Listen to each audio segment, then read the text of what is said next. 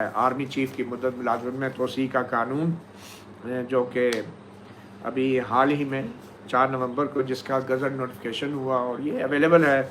Act है, army act में तरमीम जो हुई है।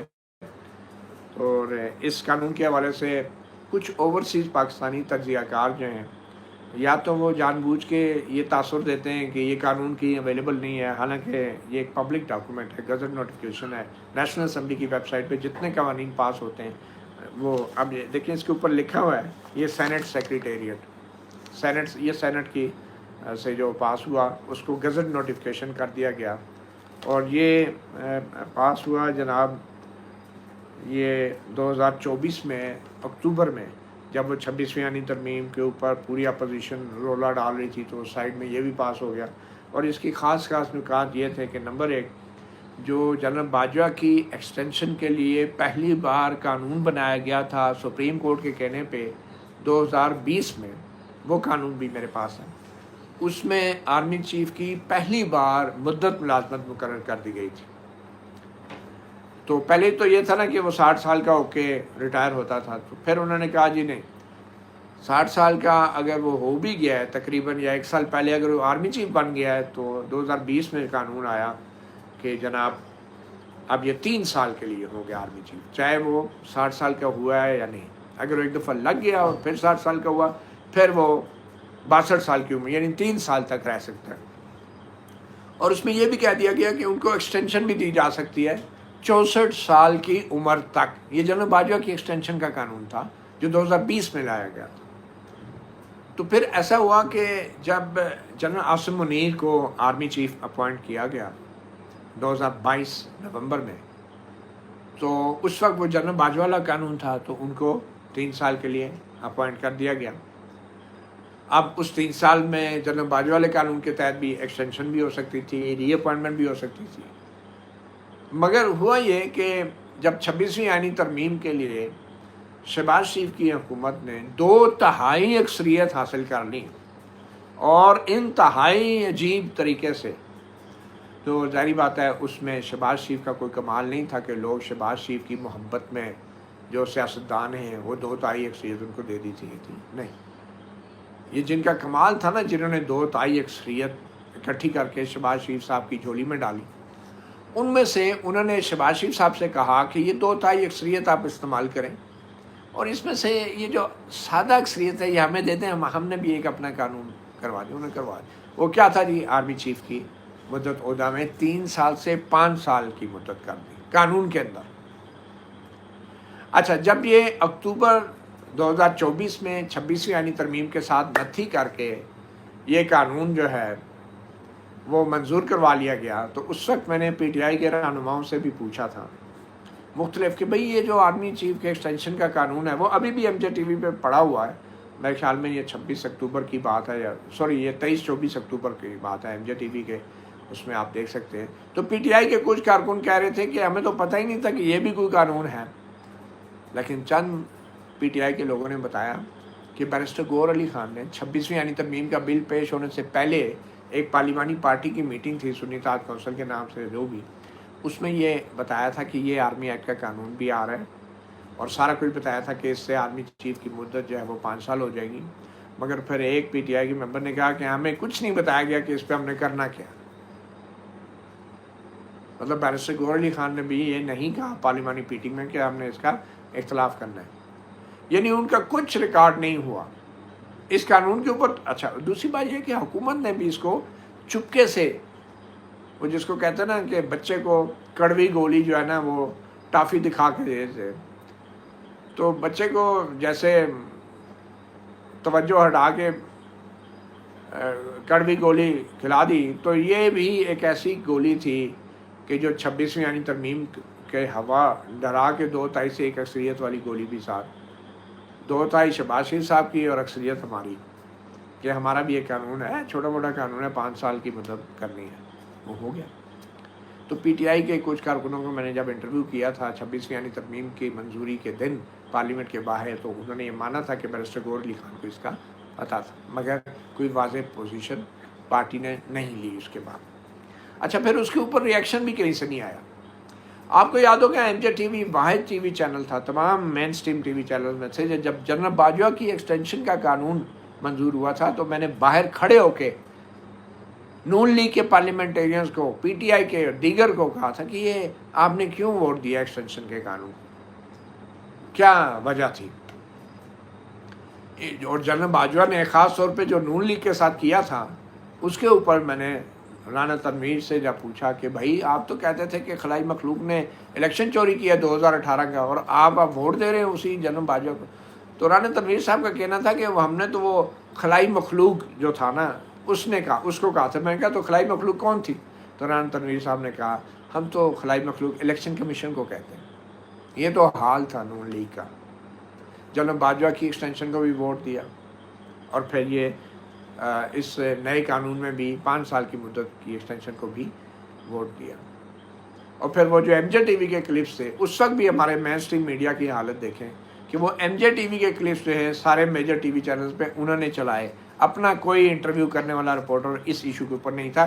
मालूम नहीं वो रात को उन्होंने क्यों चलाया, किसके कहने पर चलाया, क्योंकि उसमें भी नून लीग के सियासतदान जलील हो रहे थे और सियासतदान पीपल पार्टी और पीटीआई के जलील हो रहे थे।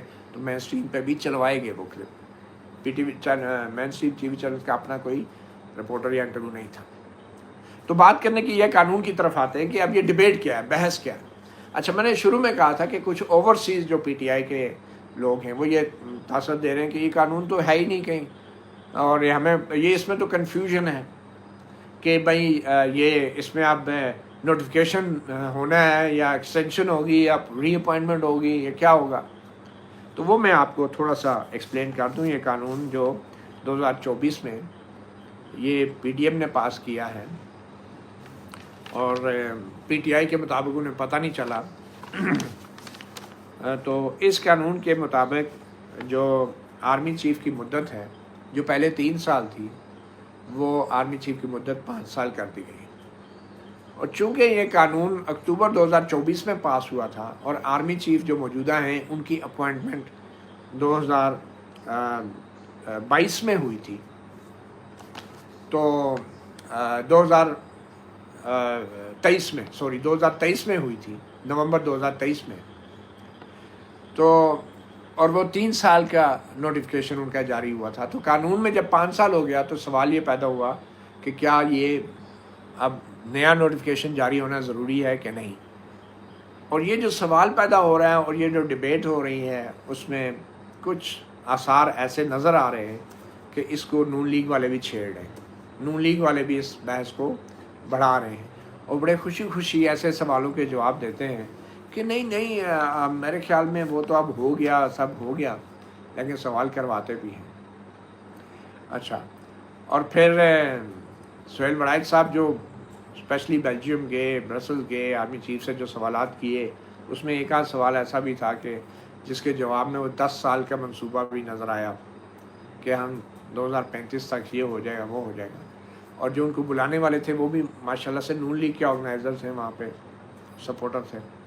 तो सवाल भी ऐसे सवालों का जवाब देने में भी नून लीग के लोग बड़े खुश होते हैं और सवाल करवाने में भी नून लीग के लोग बड़े माहिर हैं। तो बहरहाल इस कानून के तहत अब 5 साल मुद्दत हो गई है। तो सवाल ये पैदा होता है कि जो 3 साल वाला नोटिफिकेशन जारी हुआ था 2023 में तैनाती के वक्त, उसका क्या बनेगा। तो इस कानून के अंदर जो एक शिक है वो मैं आपको पढ़ के बता देता हूँ कि जहाँ 3 साल से मुद्दत जो है वो 5 साल की गई है। तो इस कानून का जो सेक्शन 1 है, सेक्शन 1 का जो सब सेक्शन 2 है, इसमें लिखा है कि ये जो नवंबर 4 को सेनेट ने कानून मंजूर किया, इसका इतलाक जो है वो कौन सी तारीख से होगा। इसका इतलाक ऐसे होगा कि ये कानून तसव्वुर किया जाएगा कि ये हमेशा से आर्मी एक्ट का हिस्सा था। अच्छा, ये बड़ी दिलचस्प बात है कि हमेशा से ये कानून आर्मी एक्ट का हिस्सा था, यानी 1952 से तसव्वुर किया जाएगा कि हर आर्मी चीफ को 5 साल की मुद्दत के लिए लगाया जाना था, ये तसव्वुर किया जाएगा। लेकिन 1952 से लेकर आज तक हर आर्मी चीफ को 5 साल के लिए लगाया जाना था। मगर ये तो चले होगी ना एक बात जो कि अब प्रैक्टिकल नहीं है। वो तो आर्मी चीफ आए 3 साल के बाद रिटायर हुए, कहीं ने 6-6 साल बाद रिटायर हुआ, कहीं तो 11-12 साल बाद रिटायर हुए मार्शल लॉ लगा के। मगर इसमें कैच ये है कि कानून के मुताबिक अब मौजूदा जो आर्मी चीफ हैं वो 2027 तक उनकी मुद्दत है और वो 2023 से 27 तक 5 साल बनते हैं, कानून के मुताबिक ये है। अब सवाल ये पैदा होता है कि कोई भी कानून जब आप बनाते हैं तो उसको जो ऑपरेशनलाइज करते हैं, उसको जो इम्प्लीमेंट करते हैं, तो उसके लिए गवर्नमेंट के पास एक इंस्ट्रूमेंट है और वो इंस्ट्रूमेंट है नोटिफिकेशंस का। वो नोटिफिकेशन जारी करते हैं ताकि कानून को ऑपरेट किया जा सके, ऑपरेशनलाइज किया जा सके। वो जो नोटिफिकेशन होता है वो किसी भी गाड़ी का इग्निशन होता है, यानी उसको गाड़ी तो है, पेट्रोल की टंकी भी भरी है और फिट है और चलना भी है, लेकिन उसको इग्निशन देना है, उसको स्टार्ट करना है, उसको चलाना है, उसके लिए नोटिफिकेशन चाहिए हर कानून के लिए। तो वो नोटिफिकेशन जो 3 साल का हुआ है, तो क्या वो नोटिफिकेशन 2027 तक चल सकता है? जैसा मैंने पहले कहा कि नोटिफिकेशन भी इम्पॉर्टेंट है। तो कुछ जो हमारे कानूनदानों से बात हुई है, सीनियर लॉयर से भी बात हुई है, दिलचस्प बात यह है कि वो ऑन रिकॉर्ड शायद इन चीज़ों पे इसलिए नहीं बात करना चाहते कि बहुत से वकला जो है ना बड़ी कंट्रोवर्सीज में कोई कमेंट नहीं करते कि बाद में जो है वो फिर उनका कमेंट जो है ना वो उसकी वजह से बहुत सारे मसाइल जो है वो अदालत में आए बगैर हल हो जाते हैं, तो फिर किसी वकील को फ़ायदा तो कोई होता नहीं।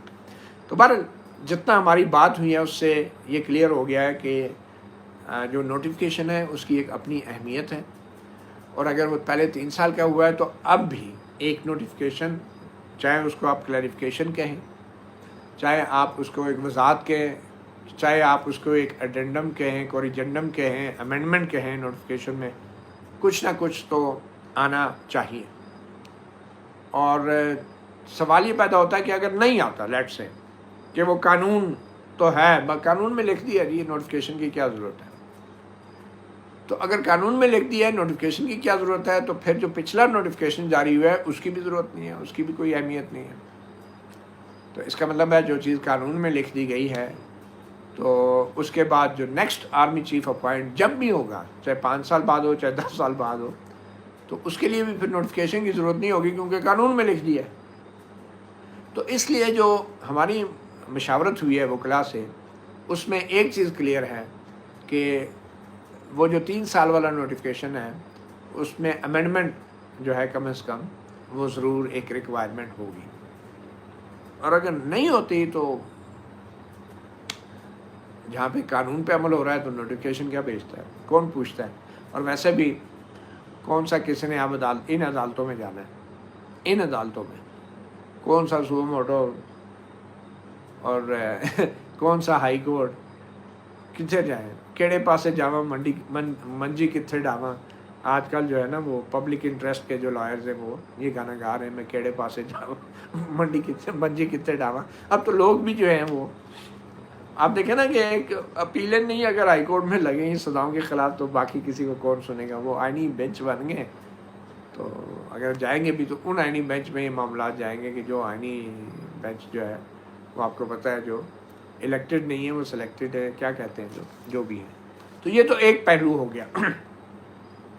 दूसरा जो इम्पोर्टेंट पहलू है कि जनाब बाजवा की जो एक्सटेंशन वाला कानून था उसमें 64 साल की एज जो है वो रख दी गई थी, और ये सेक्शन था सेक्शन 8C जो आर्मी एक्ट का था, जो जनरल बाजवा के कानून, जनरल बाजवा के लिए जब अमेंडमेंट लाई गई तो आर्मी एक्ट में, तो उसमें ये 8C शामिल किया गया था, और उसमें 64 साल उम्र रखी गई थी कि अगर एक आर्मी चीफ अपॉइंट होता भी है एक दफ़ा 3 साल के लिए, दूसरी दफ़ा 3 साल के लिए एक्सटेंड होता है, री अपॉइंट होता है, जो भी, तो उसका रिटायरमेंट एज जो है वो 64 साल होगी। यानी 64 साल तक जब तक उसकी उम्र नहीं हो जाती वो अपॉइंट और री अपॉइंट या एक्सटेंशन उसको 64 साल तक मिल सकती है। मगर ये जो अभी कानून लाया गया है इसमें 8C के अंदर से वो जो 64 साल वाली शिक थी उसको निकाल दिया गया। अब इसका एक मतलब ये है कि अब चाहे वो 64 साल का हो जाए आर्मी चीफ या 65 साल का हो जाए, वो उसको मतलब अगर एक दफ़ा 5 साल के लिए उसको अपॉइंट कर दिया है अब इस कानून के तहत, नए कानून के साथ, तो उसको मज़ीद 5 साल के लिए भी एक्सटेंशन या रीअपॉइंटमेंट की जा सकती है। और अब वो अगर 65 साल का भी हो जाए ऐसा करने से, मतलब मज़ीद 5 साल करने से, चाहे वो 65 साल का भी हो जाए तो कोई फ़र्क नहीं पड़ता। मतलब वो जो हमने सुना था ना कि अभी ये जनरल नेवर रिटायर्स, तो अब लिटरली हम वो चीज़ देख सकते हैं। और इस वक्त जो कानून है उसके मुताबिक अगर मौजूदा जो आर्मी चीफ़ हैं उनको 2027 में 5 साल पूरे करने के बाद अगर मज़ीद 5 साल दिए जाते हैं तो इसका मतलब है वो 2032 तक जो है वो रह सकते हैं। और चूँकि अब रिटायरमेंट एज भी नहीं है और तो वो कंटिन्यू कर सकते हैं। अभी वो क्या कहते हैं कि कौन जीता है तेरी जुल्फ़ के सर होने तक, पता नहीं हम इस दुनिया में होंगे ये सब कुछ देखने के लिए कि नहीं। मगर ये जो कानून है, इस कानून के मुताबिक जो है बहुत से रास्ते खोल दिए गए हैं।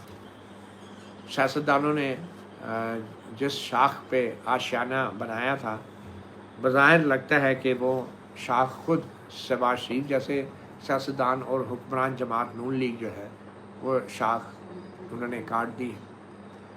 और अभी बस वो तमाशा देख रहे हैं। मुझे लगता है कि नून लीग ने ये अब हतमी तौर पे फ़ैसला कर लिया है कि शायद अब वो पॉलिटिक्स के ज़रिए, इलेक्शन के ज़रिए कभी इक़्तिदार में आ नहीं सकते। तो इसलिए नून लीग जो है it is back to zero point, back to general Zia era, और नून लीग रीबॉर्न हो गई है। और नवाज शरीफ साहब भी शायद अब वापस 1985 में चले गए हैं और पीपल्स पार्टी जो है वो वापस 1988 में चली गई है कॉम्प्रोमाइज़ के ज़रिए। और पीटीआई जो है वो अब बज़ाहिर जो है अब वो उस स्टेज पे आ गई है कि जहाँ पे ज़ुल्फ़िकार अली भुट्टो जेल में थे और उस वक्त भी किसी को मालूम नहीं था कि क्या होगा। मगर जो कुछ एक सियासी जमात के साथ इतनी कामयाबी से अभी तक, सच्ची बात है, हो रहा है, लगता नहीं कि ज़ुल्फ़िकार अली भुट्टो के साथ जो हुआ वो तारीख़ दोहराने की अब कोई ज़रूरत पड़ेगी। क्योंकि जो पार्टियां बनाई जाती हैं वो गिराई भी जाती हैं। अफसोस इस बात का है कि ये नुकसान सिर्फ़ किसी पार्टी का नहीं होगा, किसी सियासतदान का नहीं होगा, इस सिस्टम का होगा। और जब इस सिस्टम का नुकसान होगा तो किसका नुकसान होगा? उसी का जिसका पहले हुआ है। आज हमारे बांग्लादेश से ताल्लुकात बहुत बेहतर हैं, मगर वो हमसे मुतालबा कर रहे हैं कि माफ़ी मांगी जाए और हम अपनों से। मतीउल्लाह जान MJ TV से इतना ही, इजाज़त दीजिए। अल्लाह हाफ़िज़।